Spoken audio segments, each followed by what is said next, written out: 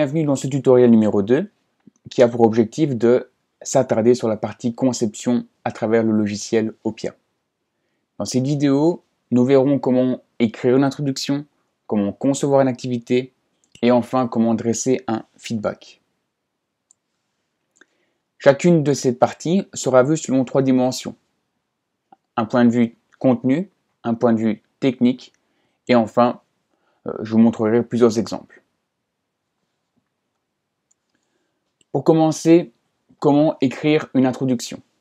Donc, qu'est-ce que doit contenir une introduction? Premièrement, il faut montrer les objectifs de l'élève. Donc, à la fin de la séquence, qu'est-ce que l'élève saura réaliser? Ensuite, il faut présenter la séquence. Donc, quelles sont les différentes parties qui seront importantes et donc par quelles étapes est-ce que l'élève va passer jusqu'à la fin de la séquence. Et enfin, quelles sont les compétences travaillées? Donc, voilà, quel savoir-faire et quelles compétences l'élève va exercer, va découvrir à travers cette situation. Donc voilà, je suis sur ma situation Opia que j'ai créée en guise d'essai. Alors comme vous pouvez le voir, le premier nœud porte toujours le nom d'introduction, donc d'office. Alors dedans, je vais pouvoir mettre 3 choses: les objectifs de la séquence, la structure et les compétences, savoir-faire qui seront découverts et exercés. Alors, il est possible de créer ou un nœud ou 2 nœuds d'introduction, tout dépend comment vous voulez structurer les choses. Par exemple, ici, je peux mettre pour le premier nœud, cette séquence a pour objectif de vous montrer comment utiliser Opia. Voilà, donc je rédige mon texte, je peux le mettre en gras, en italique, je peux structurer sous forme de points, sous forme de chiffres, je peux mettre des citations, je peux structurer en différents onglets. Mais ça, nous le verrons plutôt dans la partie conception des activités. Je peux rajouter une image pour illustrer ce que je représente. Attention, privilégiez le format JPEG ou le format PNG. Et il faut que l'image fasse moins de 100 MO. Je peux mettre un calcul, je peux mettre un dessin. Je peux structurer en onglet, donc c'est une autre représentation que celle qui est ici. Et enfin, je peux rajouter une vidéo YouTube si je veux illustrer mon introduction. Donc je sauve mon contenu.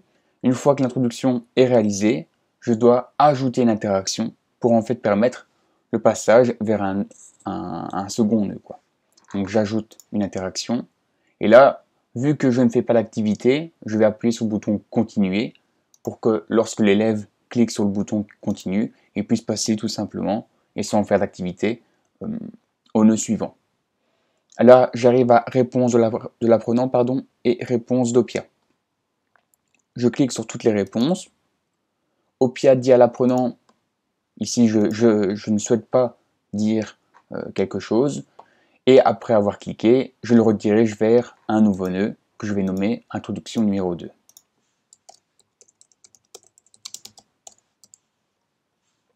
Ah oui, attention. Comme vous pouvez le voir, le logiciel ne tolère pas en fait les accents aigus, tout ce qui est symbole spécifique. Il faut être le plus précis possible. De toute manière, l'élève ne voit pas le nom de la carte. Donc je sauve l'interaction, voilà, et directement, il y a un lien qui se crée vers un deuxième nœud. Je clique dessus, et par exemple, sur ce nœud, je peux marquer les savoirs. Donc, savoir mobiliser, 2 points. Je sais pas, par exemple, les principes d'Opia, etc., etc. Encore une fois, j'y mets ce que je veux, et une fois que c'est fini, je peux recréer l'interaction avec le bouton continuer pour rediriger l'apprenant vers un nouveau nœud. Première activité. Voilà, donc maintenant vous savez comment rédiger une introduction. Avant de terminer, j'appuie tout le temps sur sauvegarder pour qu'il ne puisse pas perdre ce que j'ai réalisé. Dernière petite chose, avant de passer aux activités, il faut toujours visualiser ce que vous avez construit. Donc, il y a deux modes de visualisation. Le mode éditeur, donc celui sur lequel vous créez, et le mode aperçu, qui va vous permettre en fait de voir ce que vous avez créé.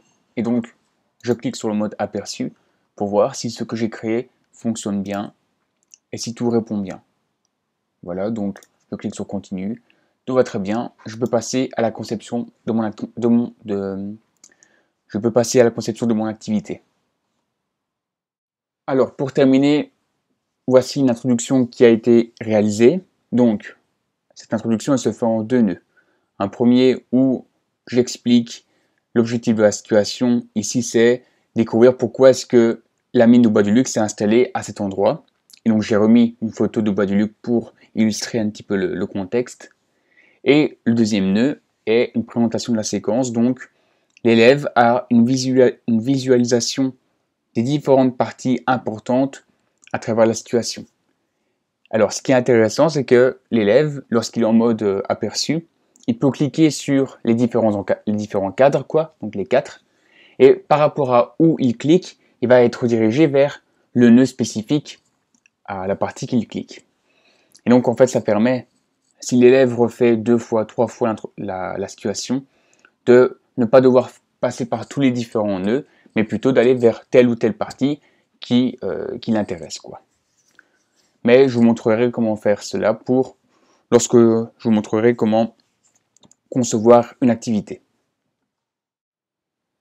Passons à présent à la deuxième partie qui est concevoir une activité. Alors, quel type d'activité, donc quel type d'interaction est-ce qu'on peut créer sur Opia? Premièrement, les QCM, donc des choix multiples. Ensuite, il y a choisir sur l'image, donc cliquer sur l'image une zone spécifique. Sélectionner des items, donc s'il y a plusieurs réponses qui sont possibles, voilà quoi, l'élève n'a qu'à cocher les bonnes réponses. Et alors, réponse ouverte, que ce soit petite réponse ou grande réponse. Au niveau des mathématiques, il y a vraiment un onglet particulier pour eux, où là l'élève peut soit compléter des fractions, compléter des équations algébriques, compléter des calculs, compléter des grandeurs, et sélectionner des items. Et enfin, de manière spécifique, l'élève peut programmer, peut créer des notes de musique et peut localiser sur Google Maps, mais cette fonction elle est encore un petit peu à revoir, quoi. Désormais, on va voir d'un point de vue technique comment créer toutes ces activités, toutes ces interactions sur Opia. Donc, j'ai repris une question qui avait été donnée durant le cours. Comment s'appelle le stagiaire de Monsieur Temperman? C'est une question très basique. Alors, j'ajoute une interaction et là je vois qu'il y a localisation sur une image, sélection d'articles, choix multiples, saisie de texte et tri par glisser-déposer. Alors, cette dernière option, elle est pour moi la plus compliquée à coder car à chaque fois, en fait, il faut tout recommencer. Et du coup, tout ce que vous allez mettre comme bonne réponse, tout va s'effacer à chaque fois que l'on sauvegarde. Donc, il faut à chaque fois recommencer. Et il y a d'autres possibilités. Du coup, à mes yeux, il faut oublier cette option-là. Et donc, la plus simple pour l'instant à coder est le choix multiple. Je prends le choix multiple et là, j'arrive vers cette interface où en fait, je dois noter les différentes réponses, aussi bien les mauvaises que les bonnes. Donc, comme pour tout, en fait, j'ai la même structure, à savoir gras, italique, onglet, image, lien YouTube, etc. Donc, je marque les bonnes réponses, Louis, et je marque 2 mauvaises réponses, Valérie, Igor. J'ai le choix ou pas de pouvoir mélanger les choix de réponses. J'enregistre l'interaction. Là, j'obtiens en fait, j'arrive aux différentes règles. Donc, en fonction de ce que va répondre l'élève, qu'est-ce que je vais pouvoir lui dire? Donc, si la réponse est égale à Louis, ok, très bien. Très bien. Bonne réponse. Là, alors, on peut le rediriger vers un deuxième nœud, donc une deuxième activité. Si par contre c'est égal à Valérie ou à Igor, là alors la réponse est mauvaise. Sauf que, vu que c'est un choix multiple, il n'y a qu'une seule bonne réponse, et donc je peux me permettre de créer un feedback qui est général pour toutes les autres mauvaises réponses. Là alors je viens dans toutes les réponses.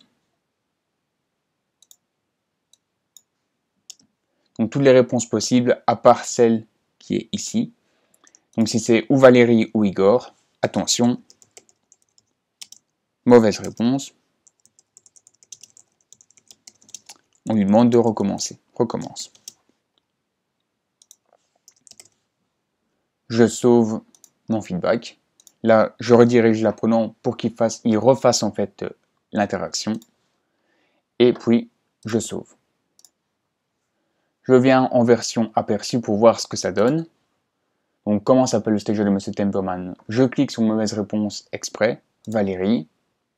Attention, mauvaise réponse, recommence. Igor.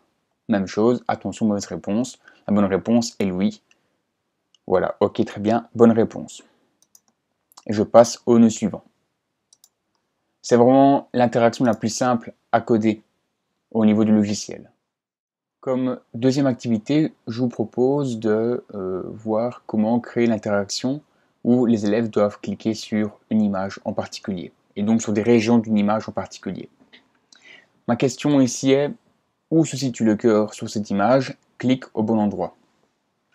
Donc je vais rajouter en fait une image sur laquelle les élèves pourront cliquer sur des zones spécifiques, et en fonction de ce clic-là, ils seront redirigés vers un bon feedback ou un mauvais feedback. Donc j'ajoute une interaction. Je clique sur image région. Là, je vais devoir intégrer une image. Donc je téléverse un fichier que j'ai déjà préparé qui fait moins de 100 KO et qui est en version JPEG ou PNG. C'est important. Je clique dessus. Voilà, donc c'est un schéma du corps humain. Je réduis la taille jusqu'à ce que le logiciel accepte la taille de l'image,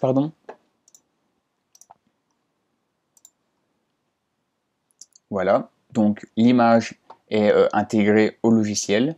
Là, avec mon curseur, je vais créer des régions. Donc, je crée une première région qui est mauvaise, une deuxième région qui est aussi mauvaise, puisque le cœur en fait se situe dans la troisième région, ici. J'en crée également une quatrième. Voilà.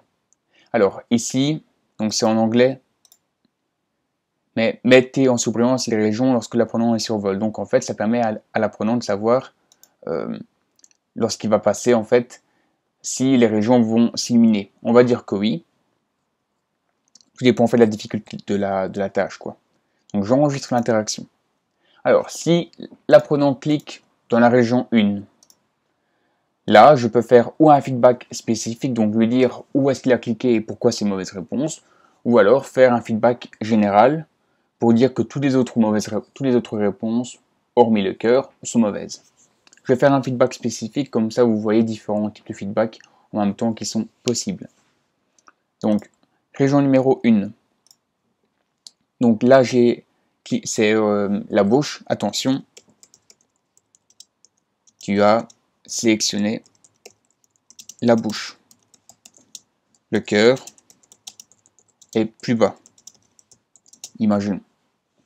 Donc, recommence. Voilà, donc j'appuie sur Try Again pour qu'il puisse recommencer.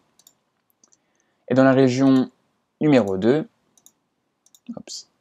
donc là c'était un poumon, attention, tu as sélectionné un poumon.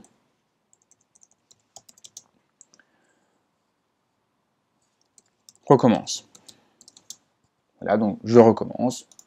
Ajouter une autre région numéro 4. J'avais cliqué sur la trachée. Attention, tu as sélectionné la trachée. Recommence.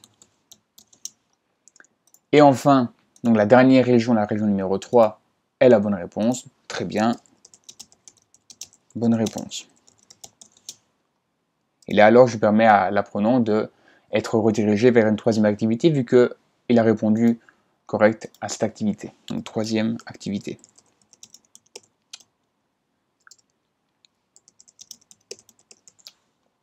Voilà, donc enregistrer la réponse. Maintenant, j'enregistre mon brouillon. J'appuie sur aperçu pour voir si ce que j'ai fait est correct. Et donc, comme vous pouvez le voir, les régions en fait sont mises en surbrillance lorsque je passe dessus. Où situe le corps sur cette image, clique au bon endroit.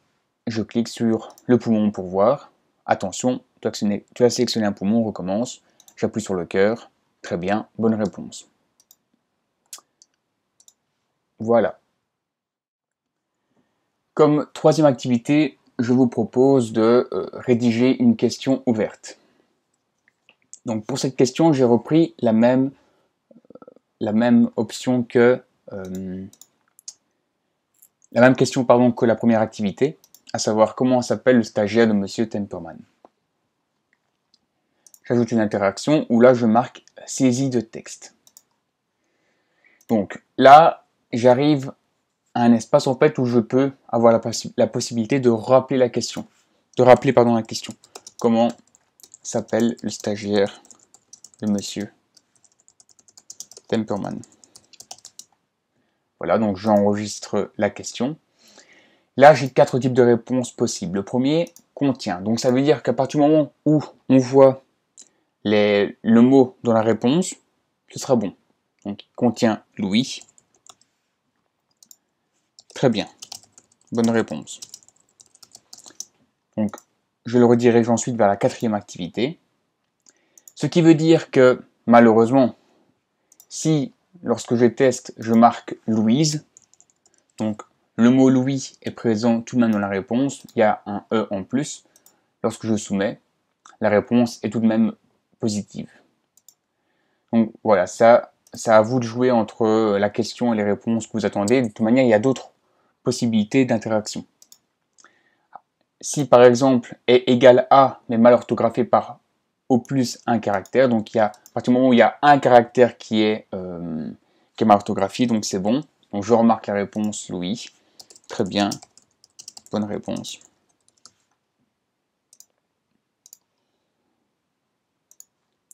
Si maintenant on dit est égal à sans tenir compte de la casse, ça veut dire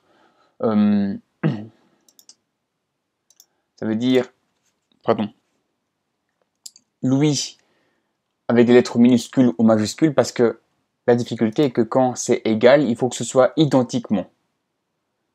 Alors que dans contient, même s'il n'y a pas de faute d'orthographe, non, dans le sens où s'il n'y a pas des majuscules ou des minuscules, il ne dit rien. Tandis que là, si je ne mets pas une majuscule ou une minuscule, il y a un problème. Donc est égal à Louis. Donc au moins je m'assure en fait que quelle que soit la réponse de l'élève, elle soit bonne, quoi. Très bien. Bonne réponse.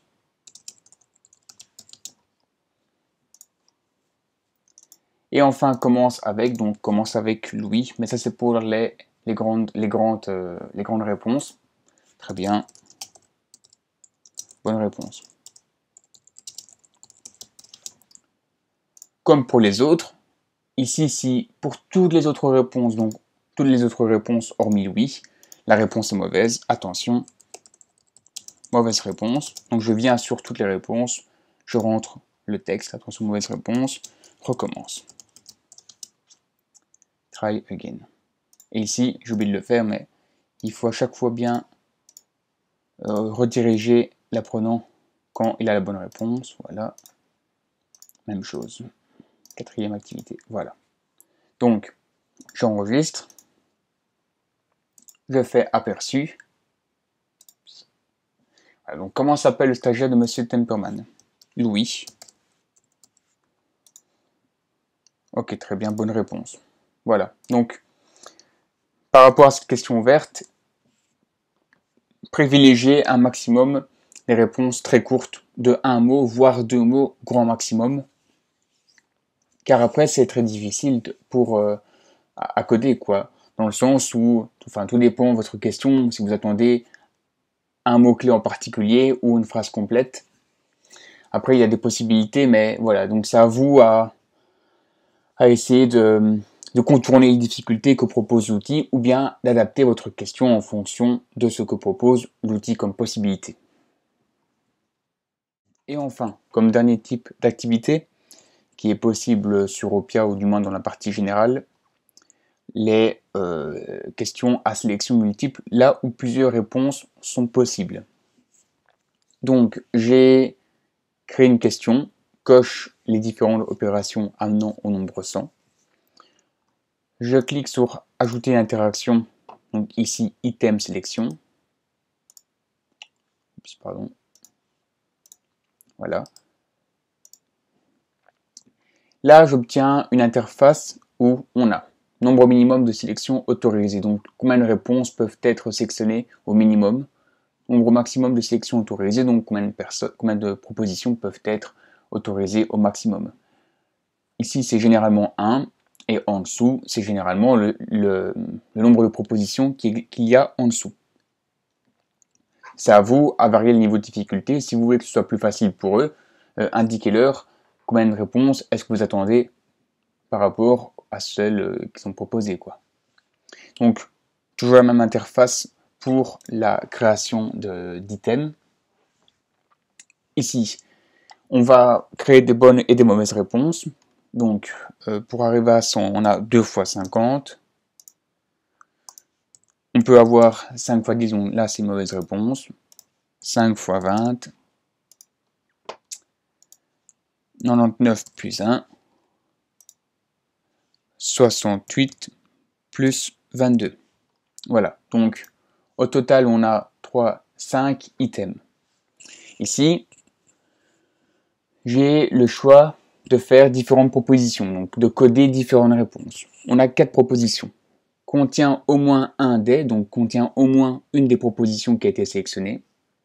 Est un sous-ensemble approprié de, celui-là je ne l'utilise jamais car je ne comprends pas très bien la règle, est égal à, donc combien, donc exactement quelles sont les réponses que nous attendons, et omet au moins un des, donc ça veut dire s'il manque une réponse, voilà quoi.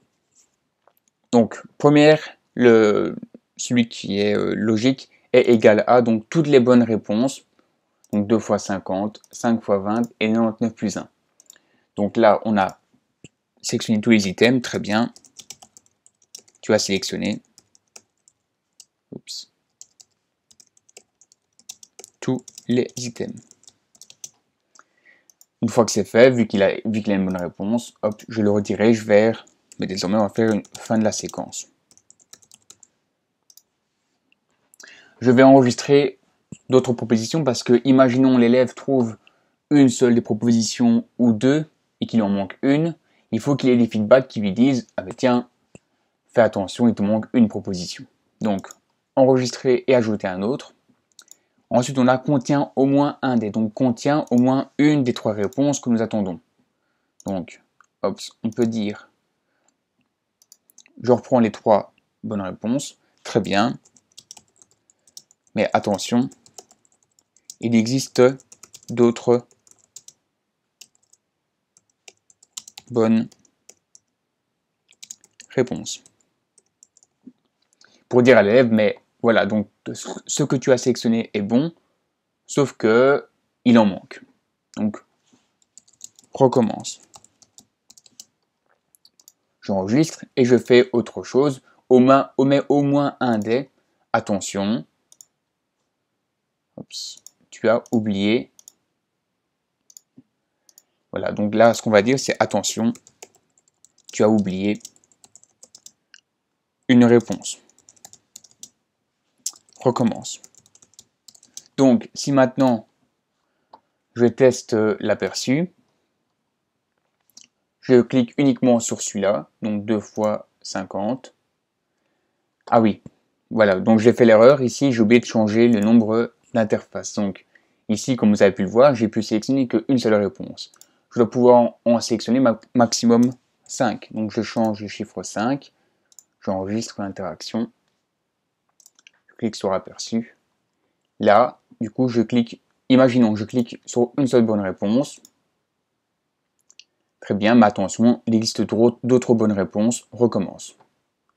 Je clique sur 2 bonnes réponses. Très bien, mais attention, il existe d'autres bonnes réponses. 99 plus 1, 2 fois 50 et 5 fois 20. Voilà, très bien, tu as sélectionné tous les items. Donc oui, les règles parfois peuvent s'entremêler, mais il vaut mieux en fait essayer d'avoir un maximum de propositions en termes de règles pour couvrir le plus de cas possible. Ici, je me suis concentré uniquement sur les bonnes réponses, mais je peux également mettre les feedbacks au cas où s'il y a des mauvaises réponses. Donc, contient au moins une de ces propositions qui seront fausses. Attention, tu as coché une mauvaise réponse. Recommence. Donc en fait, contient au moins un des, c'est plus utilisé lorsqu'il y a des mauvaises réponses. Tandis que omet au moins un des, là ça veut dire qu'il y a toutes les réponses sauf une, quoi. Donc, pour être synthétique, omet au moins un des, c'est pour les bonnes réponses, et contient au moins un des, c'est pour les mauvaises réponses. Voilà. Et donc, malheureusement, vous voyez, il y a toujours un petit, comme les autres, il y a toujours un petit attention qui est là, car tant qu'il existe des possibilités de réponse, il y a un problème dans la situation. Et donc ici, pour éviter le problème, ce qu'on va faire, c'est on va cliquer sur toutes les réponses, et on va dire de manière générale, soit en fait l'élève il a oublié des bonnes réponses, ou soit il a coché des mauvaises réponses. Et donc on va lui dire, attention, soit tu as oublié de cocher une ou plusieurs bonnes propositions, soit tu as coché une ou plusieurs mauvaises propositions. Et donc en fait là voilà, car si on doit prévoir un feedback pour chaque combinaison de réponses possible, en fait là il y en aura 25. Et donc de cette manière, on limite un maximum le nombre de feedbacks que l'on donne. Mais du coup, c'est moins précis, mais c'est pas... L'élève en fait bénéficie de toutes les ressources pour pouvoir répondre correctement. Donc faisons le test. Je clique sur 2 x 50, 5 x 20, 99 plus 1 et 68 plus 22. Il va me dire, attention, il existe d'autres bonnes réponses. Oui, le problème c'est qu'il n'y a pas de hiérarchie entre les propositions. Donc il va sélectionner toutes les propositions du coup. Et là, il va lui dire, attention,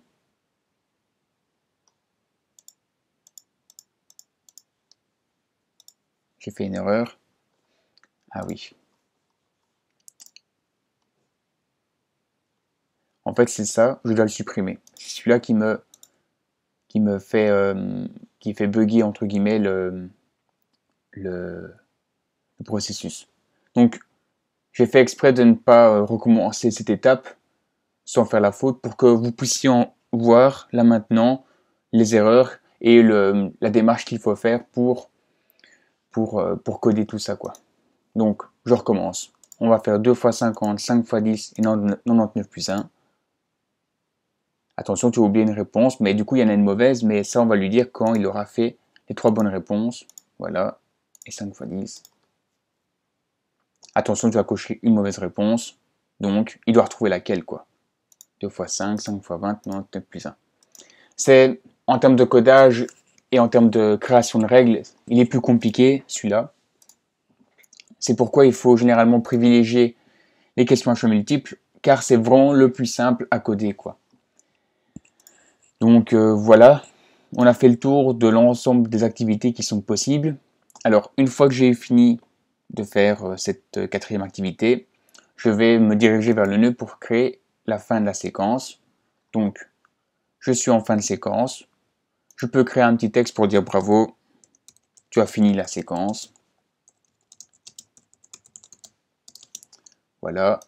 Et je crée l'interaction pour finir l'exploration. Une fois que c'est fait, je sauve mon contenu. Alors, quelques exemples d'activités que j'ai pu réaliser dans mes diverses situations. Par exemple, ici, j'ai fait en premier lieu, donc à gauche, j'ai un texte lacunaire à compléter. Et donc, il faut trouver des réponses à chaque fois pour chaque avancée dans le texte. Et là, j'ai transformé sous forme de réponse ouverte. À droite, c'est l'introduction en fait, où justement on clique sur l'image pour en fait être dirigé vers un nœud en particulier de la séquence. Également un QCM, tout bêtement. Sélection d'items. Donc voilà, c'est vraiment tout ce que je vous ai montré comme diverses possibilités. Et alors, ce qui est intéressant, c'est d'utiliser le lien URL. Donc on peut rajouter des liens URL pour en fait intégrer des applications, des liens internet, des articles internet. Et donc ici, une des possibilités, c'est de créer une application sur Learning App, parce que parfois, c'est pas toujours possible et faisable de faire toutes nos activités là-dessus. Et donc passer par Learning App pour justement créer une activité en dehors de la situation. Mais et au moins l'élève, il voit aussi d'autres choses, quoi. Donc ça, c'est aussi une solution qui est réalisable. Nous voici arrivés dans la dernière partie de ce tutoriel, donc la mise en place des feedbacks. Alors, comme petit rappel, le cycle dialogue, donc au niveau du feedback, c'est à vous en tant qu'enseignant de le programmer. Et c'est l'intelligence artificielle qui va en fait, par rapport à la réponse de l'élève, programmer le feedback en fonction de. Et donc, ce qui est intéressant, c'est de créer des feedbacks qui soit te renvoient vers la réponse de l'apprenant, soit le renvoient vers l'activité qui a été réalisée. Donc, soit lui dire, tiens, ta réponse, elle est bonne ou mauvaise, ou soit te dire, reviens dans le document, relis-le, et puis réessaye. Alors, comme vous avez déjà créé des feedbacks à travers la conception des activités, je ne vais pas vous montrer ici comment créer un feedback, mais plutôt vous montrer quelques exemples de rédaction possibles qui vont en fait entraîner des niveaux cognitifs différents. Donc, imaginons ici, l'élève, pas ici, voilà. L'élève donne une bonne réponse. Le premier type de feedback possible, c'est très bien, bonne réponse, donc un feedback affirmatif.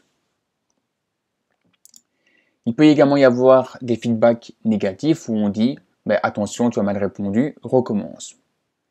Mais dans ces feedbacks négatifs, c'est possible, intégrer une vidéo ou un contenu théorique qui va vraiment permettre à l'élève de revoir la matière qu'il n'a pas compris et ensuite réessayer à nouveau. Car en soi, c'est plus intéressant de proposer à l'élève du contenu qu'il réapprend ou qu'il redécouvre, puis ensuite de le faire réessayer, plutôt que simplement lui dire tu es mauvais, réessaye quoi.